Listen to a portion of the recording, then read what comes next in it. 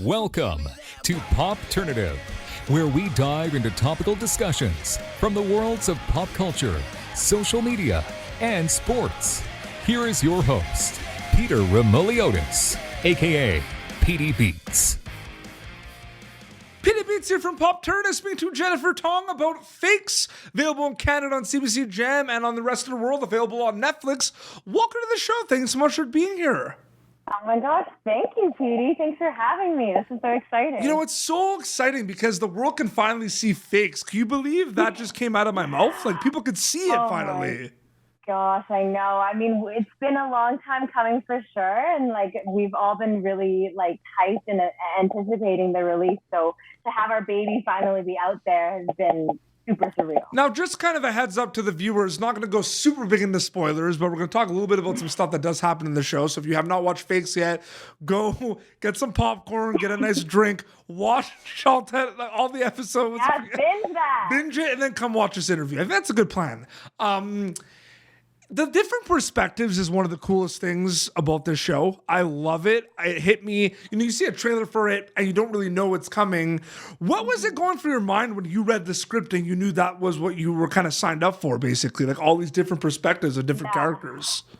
I mean, it's so unique. It's such a interesting and different way of storytelling that David kind of conceived. And so reading the script, it was just like so fun and fresh. And I was immediately hooked because like, it's just so well written. It's like equal parts comedy and drama. So like that's every actor's like dream come true. Absolutely. And it was just like, it was so fun to see like the switching of the perspectives and also breaking the fourth wall. Like such fun storytelling methods. It's interesting too, because, you know, your character is the one that really like shakes things up for the audience member. Because as an audience member, you're watching this and you're seeing everything from Amelia's perspective and everything. And it's like, and then it's like episode 1 ends where you're like, no. This is what happened. And you're kind of like, what the hell? Like that, like your character kind of sets the tone for the rest of the show. Yeah, it's definitely a firecracker for sure. I think the end of the first episode, you know, it is supposed to come as kind of like a bit of a shock and get people excited to watch Becca's POV of like the same kind of events that happened in episode 1. And I mean, I love playing Rebecca just because, you know, she's so dynamic and interesting, complicated, but, you know, she's got a lot going on inside, and what she kind of lets or what she shares to the outside world is like a whole facade or something different, and it's just so fun and juicy. Quick rapid fire yes or no questions for you. Did you audition for Rebecca? Yes. Was Rebecca the only character you auditioned for? Yes. Okay. And what this is not a yes or no question. That was 2 yes or no. 2 rapid fire ones. So many. Oh my gosh, it was like a pop quiz. I was like, what? I've actually had situations, it's pretty cool, where like I've interviewed people and they were like, I auditioned for this character that I got, but I also auditioned for this character and this character. So you never know, you know what I mean? Yeah, I mean, I think with Becca and Zoe, they were looking for those casting before any of the other characters. Okay. So I'm sure if I hadn't gotten Becca, maybe I would have auditioned for a different character. Perfect. Okay, the rapid fire was you were like amazing. Went awry. What did you know about like when you audition for Rebecca? Like, what do you know? Because I feel like it depends. Like, do you know it's going to be like a show CBC and Netflix? Do you know it's like a YA like comedy? Like, what do you know about it? When I auditioned for it, they sent me the first 2 episodes. Okay. I think I knew that it was a CBC Gem and Netflix co-pro. Okay. You know, reading the episode script, you know, it is geared towards like a YA audience, but I also felt like it was super relatable and digestible for any audience, just because it's like so well written. And so that's what I knew.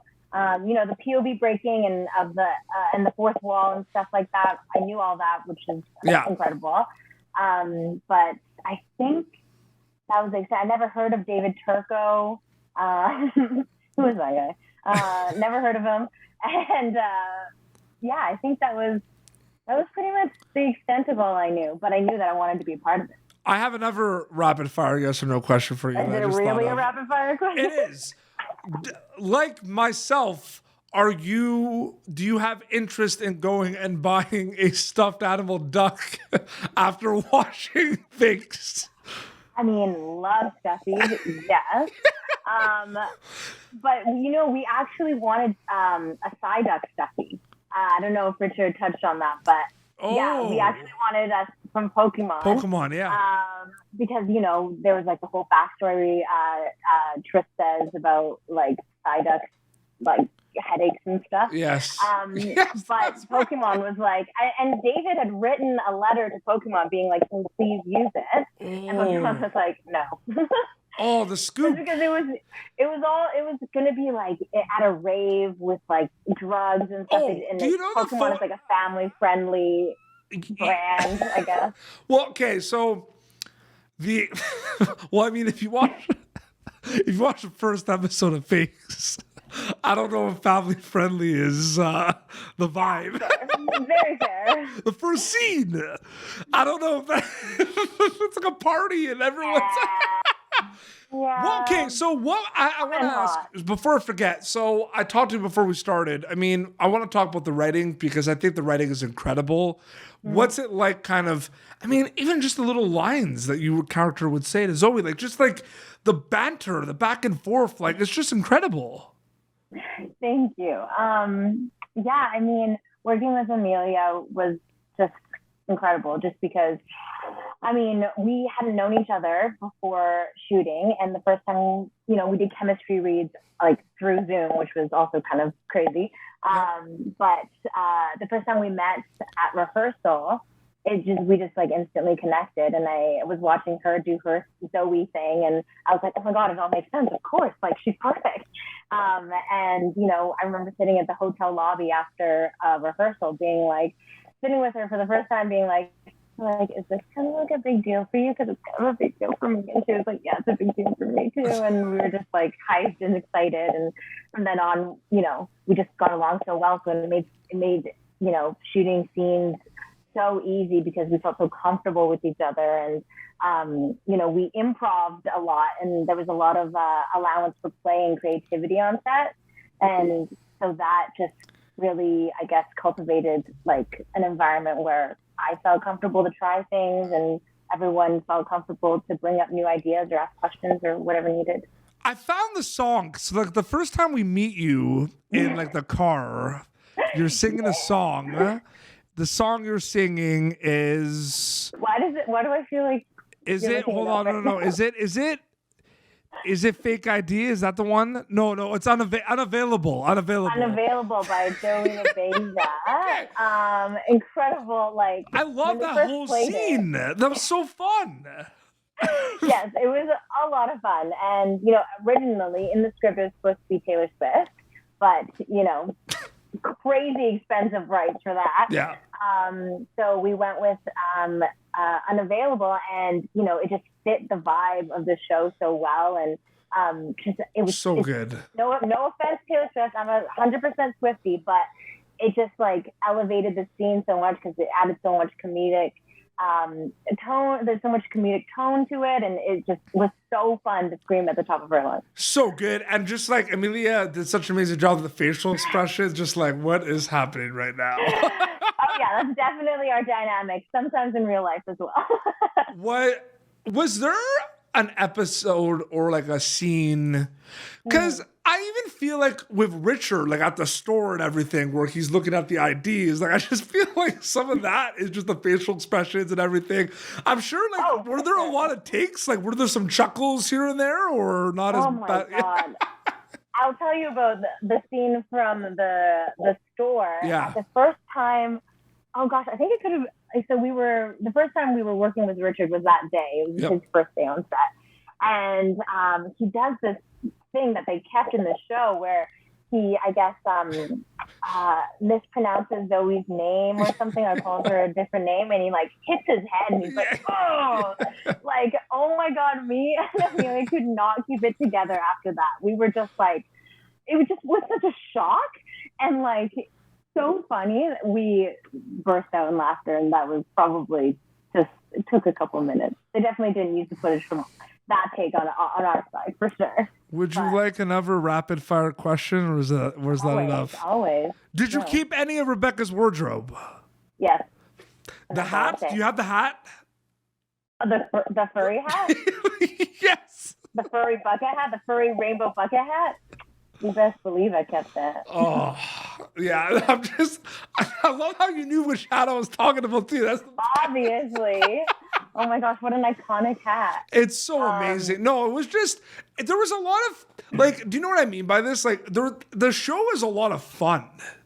Oh, like, God. And it was so fun. Oh my God. Yeah, that's what you're looking at. I was about to say, I'm like, what is that? Yes. Yes. Oh my God, so good. It's so good. With the show is a lot. The show is a lot of fun. The banter, everything that kind of happens, like it is a lot of fun. Is that like, I'm seeing that online? Like people are just having a blast with the show and the characters. That's awesome. Just like that's like a dream come true, right? Of course. I mean, like we just had so much fun shooting it. Like it was just so much fun every day. And I think our biggest hope is for audiences to feel that through the show and have as much fun as we did shooting it, because it's just like such a cool world that David has created. And yeah, it's just great. It's got a lot of the comedic undertone. Like it's very funny, but if you think about it, it's got a lot of serious undertones. Like a lot of these characters are going through a lot of stuff, a lot of life issues. It has a lot of that. In your opinion, like, did you always see comedy with like serious undertones? Because if you think about it, some of our favorite shows growing up, right, that were like, we're sitting there and we're laughing, having a good time. Like, they had a lot of serious undertones. A lot of these characters are going through a lot. Do you think about that a lot? Like the serious undertones of comedy? Yeah, I mean, I think what I love about the show, what I love about Fakes, even like, upon initial read, is that it's just like so funny, but it's also so full of heart. And I think that's what makes it so funny, is because it's so genuine and authentic, and it really comes from a grounded place where everything is true. And that's kind of like life. I think that there's obviously funny, like piss your pants laughing moments, but there's also like really grounded, vulnerable scenes in the show that I think that's what makes it so great. There's an incredible balance, and it's everything like all at once. Absolutely. No, it's so great. And I'm so, like, I just had a great time watching it. And from what I see on social media and, on Popternative's Instagram, like, people are loving it and people are watching it. It's great. Jennifer, thank you so much for coming on Popternative. It was so good chatting with you. Oh my gosh, this is so much fun. Thanks for showing at the hat. Absolutely. Absolutely. Too bad, you wouldn't have the stuffed duck though, right? So I don't think. Oh my gosh, I know. Where is that stuffed duck? That is going to be, I'm telling you, we do a lot of memes on Popternative. I told Richard this. That's a meme. Like the duck in the front seat, in the car seat. So, in the passenger seat. Is that not a meme? Oh my God, it's incredible. It's got to be a meme. There's a lot of memeable. Let's be honest, you're on a memeable show. Oh, for sure. There's already so many gifts, and I'm like, I'm here for it. Gift the shit out of me. I'm down. Canada, CBC Gem, rest of the world, Netflix. It's pretty simple. So they can check that out. It's pretty simple. You have an Instagram account people keep up to date with, right? I do. You can follow me at _Jen Tong. That's JENTONG.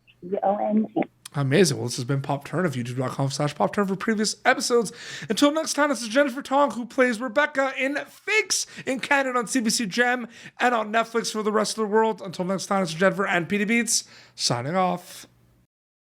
Thank you for tuning in to Popternative. Make sure to check out our past episodes of Popternative on YouTube. Be sure to like Popternative on Facebook and follow us on Twitter. This has been an Autograph Communications production.